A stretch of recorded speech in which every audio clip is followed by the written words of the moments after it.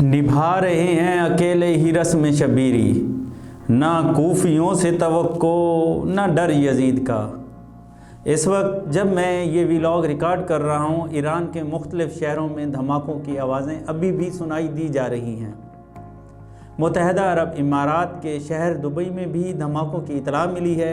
Kuwait और Iraq में भी धमाकों की खबरें हैं। ईरान ने अबनाए हुर्मुज़ को बंद कर दिया है। ये बहुत बड़ा स्ट्रेटेजिक कदम है, क्योंकि रोज़ाना तकरीबन 20 मिलियन बैरल तेल इसी रास्ते से गुज़रता है। अगर ये रास्ता बंद होता है तो पूरी दुनिया की ऑयल सप्लाई मुतासर हो सकती है और ऑयल प्राइस में इजाफ़ा हो सकता है। ईरान पर अमेरिका और इसराइल के मुश्तरका हमलों की तफसीलात सामने आ रही हैं। सुबह के वक्त फ़िज़ाई हमले शुरू हुए। रिपोर्ट्स के मुताबिक एक लड़कियों के स्कूल को भी निशाना बनाया गया है, जहां 170 के करीब तालिबात मौजूद थी। इतलात के मुताबिक 100 से ज़्यादा तालिबात शहीद हुई और बाकी ज़ख्मी हैं। इसराइली फ़ौज का कहना है कि हमलों का हदफ सियासी और सिक्योरिटी मकामात थे।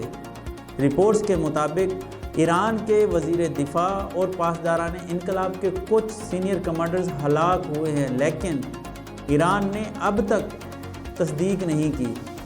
मगर ईरानी supreme leader Ayatollah Ali Khamenei के बेटे मुज्तबा हुसैनी खामनाई और उनकी अहलिया फ़िज़ाई हमलों में शहीद हुई हैं। दूसरी जानिब ईरान ने जवाब में इसराइल और खलीज में मौजूद अमेरिकन बेसिस को निशाना बनाना शुरू कर दिया है। इराक़, कुवैत, बहरीन, उर्दन, कतर, यूएई, सऊदी अरेबिया और अमेरिकन इंस्टॉलेशन को टारगेट किया गया है।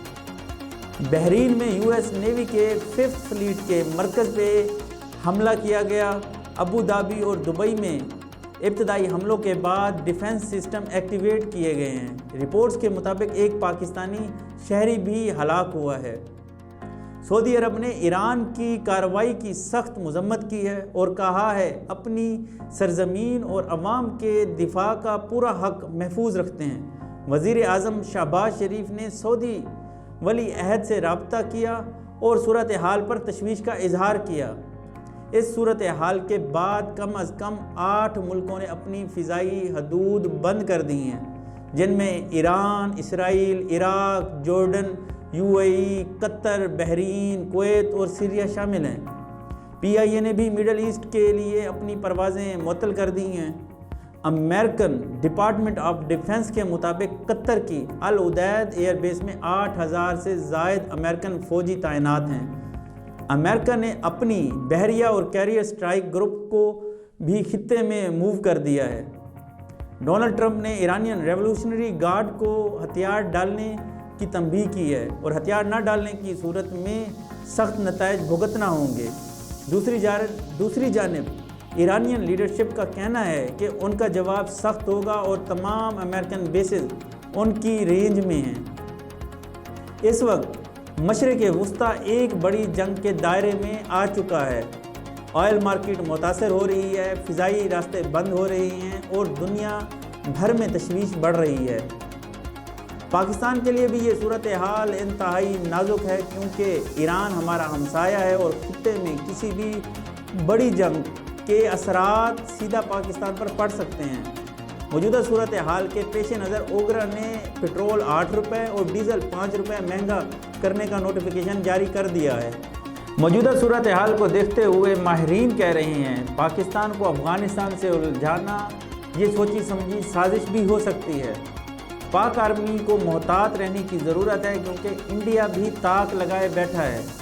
गुज़िश्ता साल की हज़ीमत को मिटाने के लिए वो मुनासिब वक्त पर कोई शरअंगेज़ी कर सकता है। कुछ दिन पहले ही मोदी इसराइल का दौरा करके वापस आए हैं, जिसके बाद खित्ते में तशवीश बढ़ गई है। इंतहाई अफसोस के साथ कहना पड़ रहा है कि किसी भी इस्लामी मुल्क ने ईरान पर अमेरिका और इसराइल के हमलों की मज़म्मत नहीं की, जो उम्मत मुस्लिमा के इत्तेहाद पर एक सवालिया निशान है। ये थी ताज़ा तरीन सूरत हाल। हम कोशिश करेंगे कि आपको हर चंद घंटों बाद अपडेट देते रहें। अपडेट्स के लिए हमारे चैनल को सब्सक्राइब कर सकते हैं। फ़ी अमानिल्लाह।